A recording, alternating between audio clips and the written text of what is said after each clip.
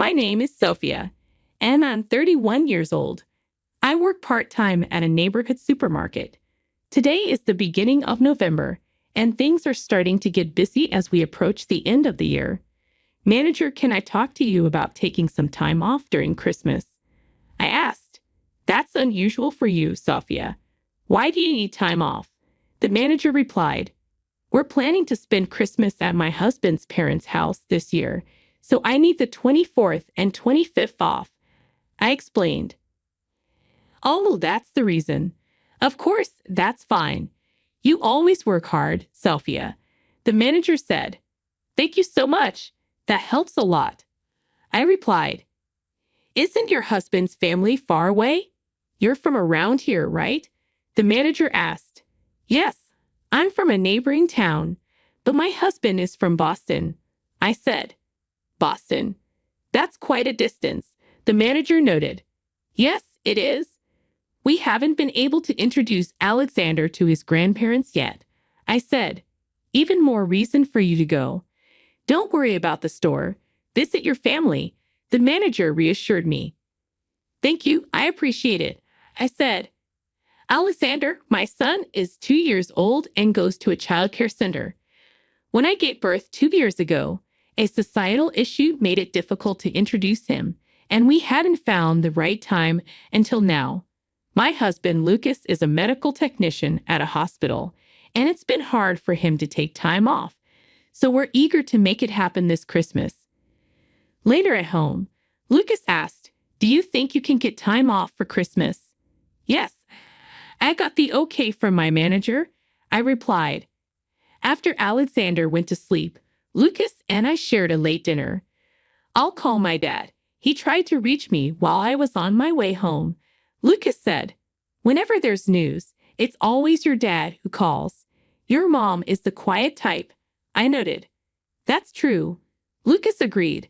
My dad has a cheerful personality and loves to talk. My mom is quiet and speaks sparingly.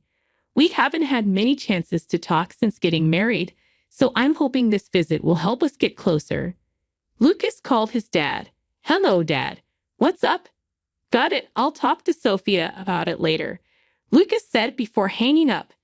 Dad is really excited to meet Alexander. He can't stop talking about it. He said to let him know if we need anything. I'm glad they're excited. My parents also said we should go this year to introduce Alexander. I said, you love my parents too, don't you?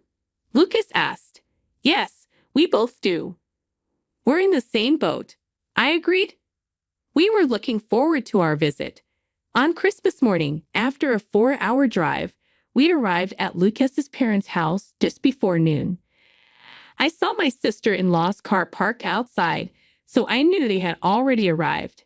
Merry Christmas, we called out as we stepped into the house. Lucas's father greeted us with a big smile. Good job on the drive. Take it easy. Today, my father-in-law was holding Ava, my sister-in-law's daughter. Oh, Ava, you've grown so much, I exclaimed. I'm 6 years old now. I'm in elementary school. Ava replied proudly. Wow, that's amazing. Look, there's Alexander, I said, pointing to my son. Ava climbed down from her grandpa's arms and smiled brightly at Alexander, who smiled back. How cute, I thought. Come on in, my father-in-law said, inviting us inside. In the living room, we saw my sister-in-law Isabella and her husband. Isabella's husband smiled at us, but Isabella looked at us with a serious face. Merry Christmas, he greeted them. Merry Christmas, Isabella's husband replied, but Isabella stayed silent. I felt a bit awkward, but then Lucas came into the living room. Henry, Isabella, Merry Christmas. We haven't seen each other in a while. How have you been? Lucas greeted them. Isabella, who had been staring at us, finally smiled. Did they just ignore me? I wondered, but Lucas and Isabella's husband didn't seem to notice. Maybe I was overthinking it. I tried to brush it off and sat down. Lucas, Can you watch Alexander for a bit? I'm going to help mother-in-law in the kitchen, I said. Sure, no problem, Lucas replied. I went to the kitchen to help my mother-in-law. Merry Christmas, mother-in-law. Let me help you, I said. She glared at me, bumped my shoulder, and said, You're in the way. Then she walked back to the living room. I heard her say, Oh, Lucas, Merry Christmas. How have you been? What's going on? I thought. First, Isabella ignored me, and now my mother-in-law was being rude. Did I do something wrong? I couldn't think of anything. We hadn't spoken much over the past 2 years since Alexander was born. Decided not to let it bother me for now and planned to discuss it with Lucas later. I returned to the living room and took Alexander from Lucas. My father-in-law handed Alexander an envelope. Here you go, Alexander. Some gifts for you, he said. Alexander looked happy with the envelope. Sophia, did you hear that? Alexander just said thank you to me. What a smart kid, my father-in-law beamed. But I noticed my mother-in-law and Isabella grinning. It didn't seem like a friendly smile. It felt sarcastic. I tried to convince myself it was just my imagination. Time passed, and in the evening, we headed home. The next day, we visited my parents. Alexander was all smiles when he saw his grandparents. Merry Christmas. Grandpa and Grandma have presents for you, they said. My dad handed Alexander an envelope too. Sophia, did you hear that? Alexander just said thank you to me. My dad said, You're kidding. That's exactly what father-in-law said. I thought. Everyone laughed. When I took the envelope, I felt it was unusually heavy. Why does it feel so heavy? I wondered. I hadn't noticed anything inside when I received it from my father-in-law the day before. Later, after giving Alexander a bath and putting him to bed, I decided to check the envelope. Oh, it is indeed $100, just like last year. I said to myself, I felt a bit guilty. We'll have to give something back in return, won't we? I said to Lucas. Just like last year, Lucas agreed. My parents didn't hold back because I'm their only child, and Alexander is their first grandchild. I felt a mix of amazement and gratitude. I noted down the amount of money received. My dad seemed to be in sync with my father-in-law. It was going to be an interesting year. Last year, since we couldn't meet, they had sent us a gift card for $100. They were thrilled to have a grandson. Remembering how happy my father-in-law was holding Alexander and talking the day before, I smiled and continued today. My father-in-law was holding Ava, my sister-in-law's daughter. Ava, you've grown so much, I exclaimed. I'm 6 years old now. I'm in elementary school. Ava replied proudly. Wow, that's amazing. Look, there's Alexander, I said, pointing to my son. Ava climbed down from her grandpa's arms and smiled brightly at Alexander, who smiled back. How cute, I thought. Come on in, my father-in-law said, inviting us inside. In the living room, we saw my sister-in-law Isabella and her husband. Isabella's husband smiled at us, but Isabella looked at us with a serious face. Merry Christmas, I greeted them. Merry Christmas, Isabella's husband replied, but Isabella stayed silent. I felt a bit awkward, but then Lucas came into the living room. Henry, Isabella, Merry Christmas. We haven't seen each other in a while. How have you been? Lucas greeted them. Isabella, who had been staring at us, finally smiled. Did they just ignore me? I wondered, but Lucas and Isabella's husband didn't seem to notice. Maybe I was overthinking it. I tried to brush it off and sat down. Lucas, can you watch Alexander for a bit? I'm going to help mother-in-law in the kitchen, I said. Sure, no problem, Lucas replied. I went to the kitchen to help my mother-in-law. Merry Christmas, mother-in-law. Let me help you, I said. She glared at me, bumped my shoulder, and said, You're in the way. Then she walked back to the living room. I heard her say, Oh, Lucas, Merry Christmas. How have you been? What's going on? I thought. First, Isabella ignored me, and now my mother-in-law was being rude. Did I do something wrong? I couldn't think of anything. We hadn't spoken much over the past 2 years since Alexander was born. I decided not to let it bother me for now and planned to discuss it with Lucas later. I returned to the living room and took Alexander from Lucas. My father-in-law handed Alexander an envelope. Here you go, Alexander. Some gifts for you, he said. Alexander looked happy with the envelope. Sophia, did you hear that? Alexander just said thank you to me. What a smart kid, my father-in-law beamed. But I noticed my mother-in-law and Isabella grinning. It didn't seem like a friendly smile. It felt sarcastic. I tried to convince myself it was just my imagination. Later, when we got home, I opened the envelope. Wait, what? I said, shocked. There was a single green leaf inside. I was at a loss for words. Lucas, startled by my reaction, exclaimed, What? A leaf? What on earth is this? He started laughing, thinking it was a prank. Let's call them. They might be concerned too, I suggested. Lucas, still chuckling, tried calling my father-in-law, but got no answer. They might be in the shower. Let me try calling Mom, he said. He called his mother, who answered. After a brief conversation, Lucas said, Mom sounds really apologetic. She wants to talk to you, Sophia. Is that okay? Sure, I replied, taking the phone reluctantly. As soon as I picked up the call, my mother-in-law went silent. Then I heard a faint laugh in the background that sounded like Isabella. Hello, mother-in-law. Like I would ever apologize to you, you poverty-stricken wife. Your children are as poor as a leaf. Siga, paper wife, she sneered and hung up. I was stunned. All the events of yesterday suddenly made sense. What was I going to do?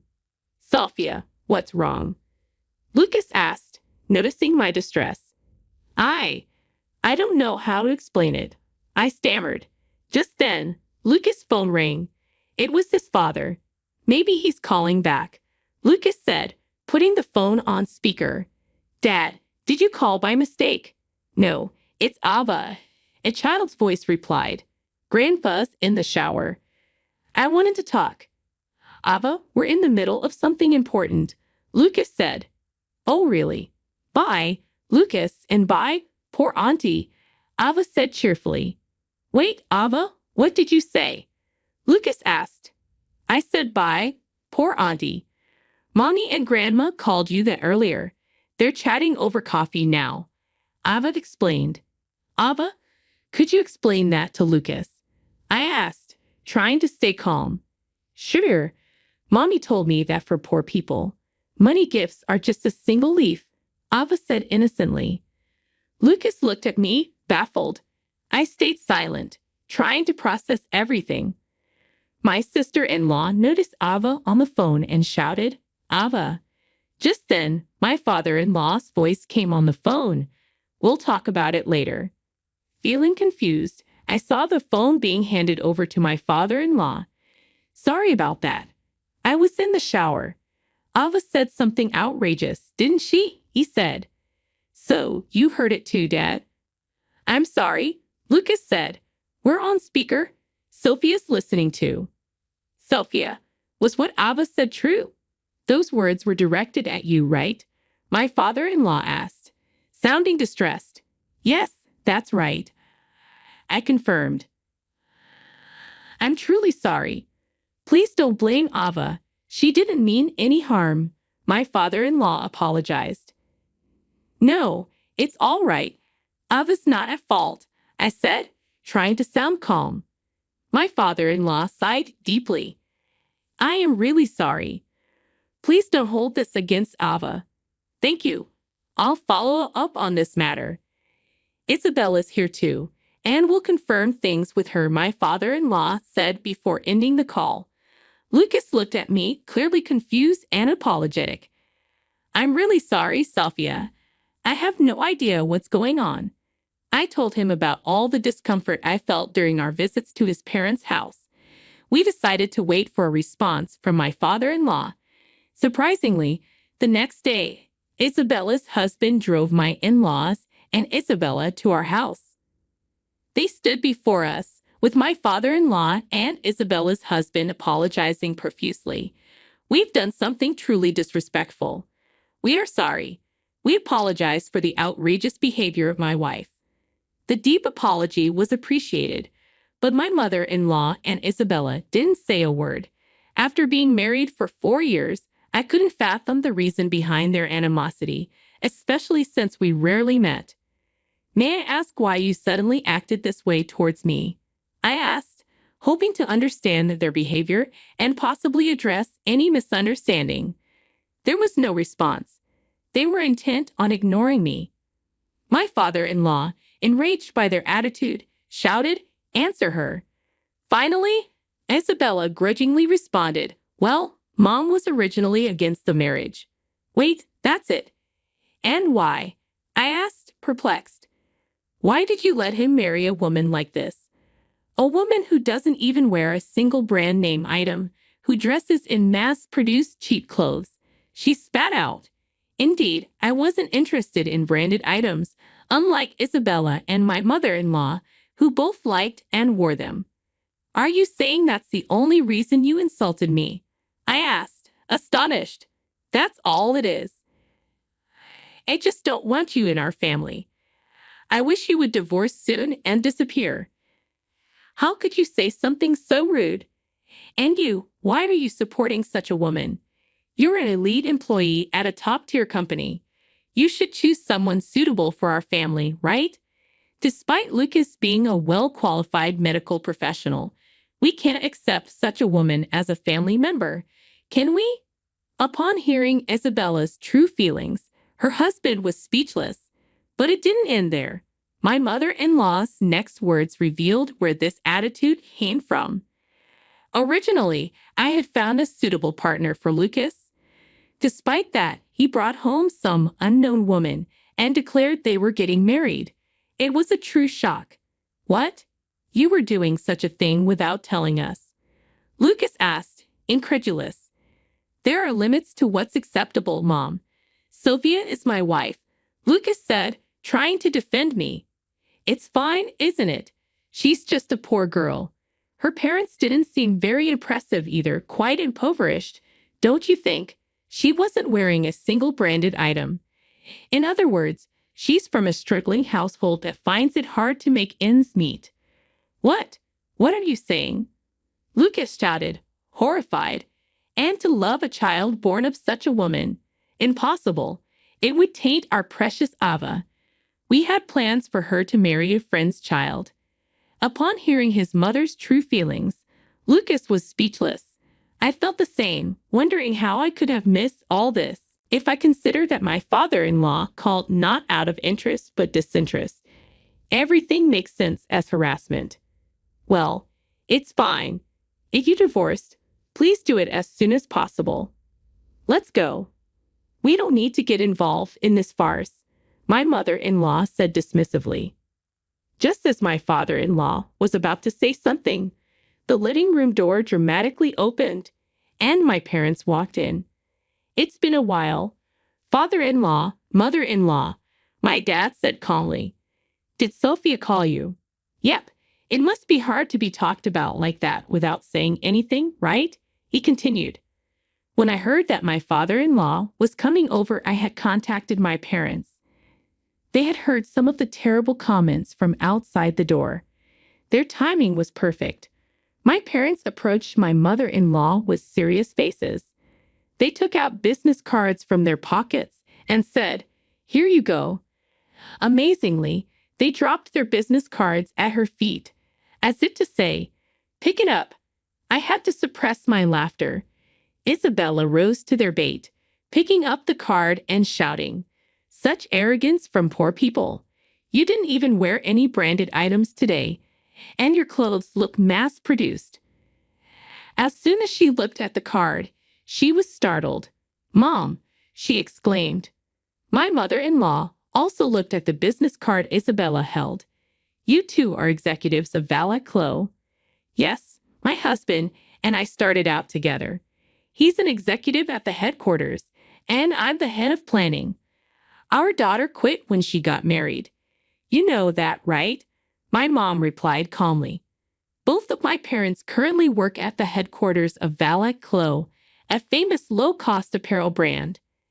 After graduating from college, I had spoken to my father-in-law and mother-in-law about myself, but my parents had never explained their situation.